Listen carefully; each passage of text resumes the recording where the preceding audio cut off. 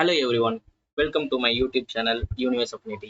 இந்த வீடியோவில் நம்ம எதை பற்றி பார்க்க போறோம்னா ஸ்பேஸ்ன்றது பார்த்தீங்கன்னா கிராஃபிக் டிசைனில் மொத்தம் 7 எலிமெண்ட் இருக்கு. அதில் ஒன் ஆஃப் த எலிமெண்ட் தான் ஸ்பேஸ். ஏன் நான் மற்ற எலிமெண்ட்டை பற்றி எக்ஸ்பிளைன் பண்ணாமல் டைரெக்டாக ஸ்பேஸ்ன்ற எலிமெண்ட்டை பற்றி எக்ஸ்பிளைன் பண்ண வந்திருக்கேன்னா, இந்த ஸ்பேஸ்ன்ற எலிமெண்ட் தான் மற்ற எல்லா எலிமெண்ட்டையும் கிராஃபிக் டிசைனில் கண்ட்ரோல் பண்ணுது. இந்த ஸ்பேஸ்ன்றது என்னன்னு பார்த்தீங்கன்னா ஒரு எம்டி லே அவுட். அது ஃபிசிக்கலாக இருக்கலாம் ஆர் டிஜிட்டலாக இருக்கலாம். இந்த கிராஃபிக் டிசைனில் அந்த ஸ்பேஸ்ன்றதை டிஃப்ரெண்ட் டேர்ம்ஸ் யூஸ் பண்ணி டிஃப்ரெண்ட் பிளேசஸில் நம்ம யூஸ் பண்ணுவோம். பட் இது எல்லாமே பார்த்தீங்கன்னா இந்த எம்டி ஸ்பேஸை தான் மீன் பண்ணுது.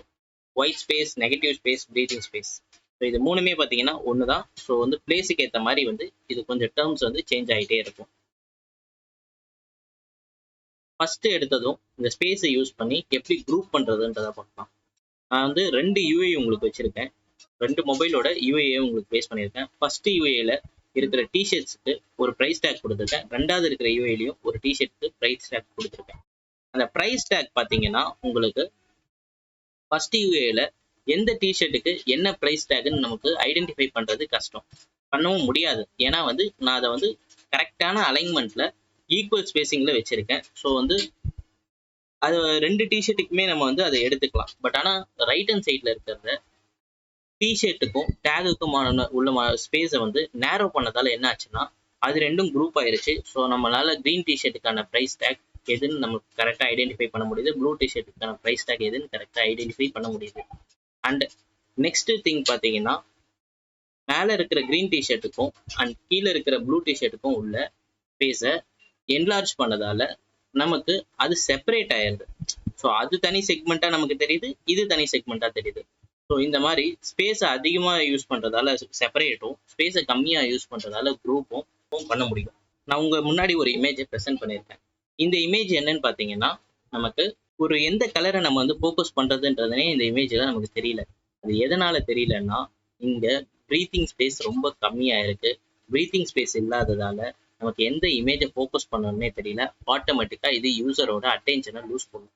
ஸோ இதுதான் ஒரு போஸ்டருக்கோ இல்லை நீங்கள் ஒரு யூசர் இன்டர்ஃபேஸ்க்கோ ரெடி பண்ணும்போது இதே தான் நடக்குது. 2 போஸ்டர்ஸ் வச்சுருக்கேன். அதில் லெஃப்டில் இருக்கிற போஸ்டர் பார்த்தீங்கன்னா எனக்கு என்ன சொல்ல வருதுன்றதை இமிடியேட்டாக கிராஸ்ப் பண்ண முடியல. நெக்ஸ்ட் திங் பார்த்தீங்கன்னா அதில் ரொம்ப கியாட்டிக்காக இருக்குது. சடனாக ரெலவென்ட் பர்சன் அந்த போஸ்டரை பார்த்தாலும் அதோட அட்டென்ஷனை லூஸ் பண்ணிட்டு மிஸ் பண்ணிடுவார். பட் ஆனால் ரெண்டாவது இருக்கிற போஸ்டர் பார்த்தீங்கன்னா universe affinity graphic design space.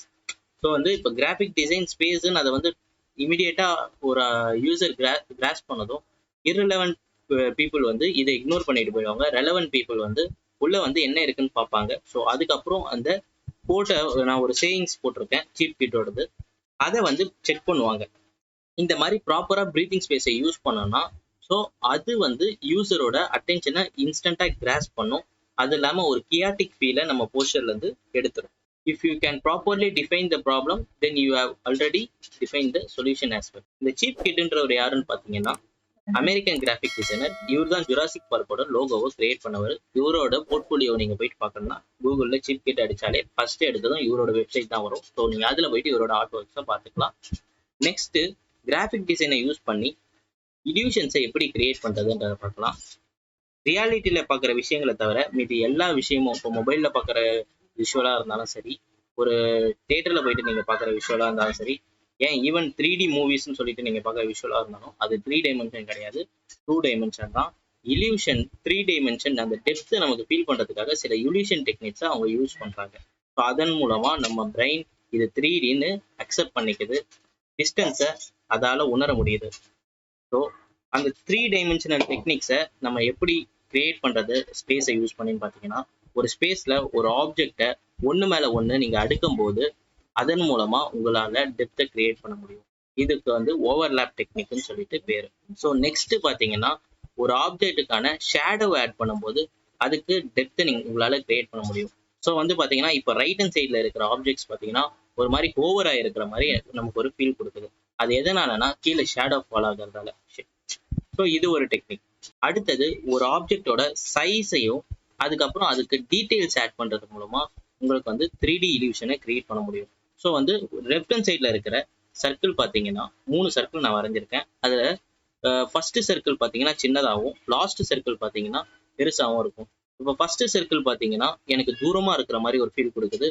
அந்த லாஸ்ட் சர்க்கிள் பார்த்தீங்கன்னா கிட்ட இருக்கிற மாதிரி ஃபீல் கொடுக்குது. பட் ஆனால் வந்து இதில் நான் சைஸை மட்டும் தான் சேஞ்ச் பண்ணியிருக்கேன். அது இல்லாமல் டீட்டெயில்ஸை சேஞ்ச் பண்ணுறது மூலமாக எப்படி டெப்த் கிரியேட் ஆகுதுன்றதை நான் நெக்ஸ்ட் ஸ்லைடில் உங்களுக்கு எக்ஸ்பிளைன் பண்ணுறேன். இங்கே பார்த்தீங்கன்னா உங்களுக்கு ஒரு லீனியர் பெர்ஸ்பெக்டிவ் டிராயிங் இருக்கும். இந்த லீனியர் பெர்ஸ்பெக்டிவ் டிராயிங் வந்து பார்த்தீங்கன்னா க்ளோசரில் இருக்கிற ஆப்ஜெக்ட் பார்த்தீங்கன்னா டீட்டெயில்ஸ் அதிகமாக வச்சு வரைஞ்சிருப்பாங்க. இப்போ க்ளோஸில் இருக்கிற பில்டிங்ஸ்லாம் பார்த்தீங்கன்னா டீட்டெயில் அதிகமாக இருக்கும். லாங்கில் இருக்கிற பில்டிங்ஸ் வந்து டீட்டெயில் கம்மியாக இருக்கும். அது இல்லாமல் வந்து அந்த வேனிஷிங் பாயிண்ட்டை நோக்கி இந்த டிராயிங் மூவ் ஆக ஆட்டோமேட்டிக்காக பார்த்தீங்கன்னா சைஸஸ் வந்து ஸ்மால் ஆகும்.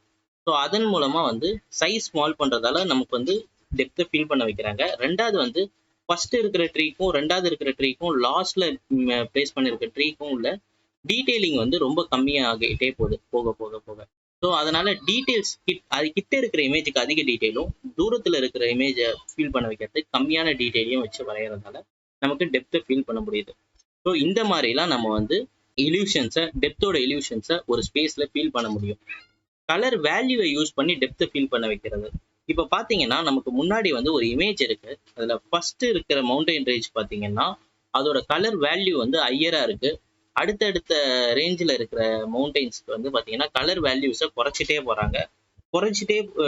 குறைஞ்சிருக்கு. ஸோ அதனால நம்ம பிரெயின் வந்து அது தூரத்தில் இருக்கிற மாதிரி அசியூம் பண்ணிக்குது. ஸோ இதை மாதிரி தான் நம்ம வந்து கலர் வேல்யூஸை யூஸ் பண்ணியும் நமக்கு வந்து டெப்த்தை கிரியேட் பண்ண முடியும். தென் நெகட்டிவ் ஸ்பேஸ்.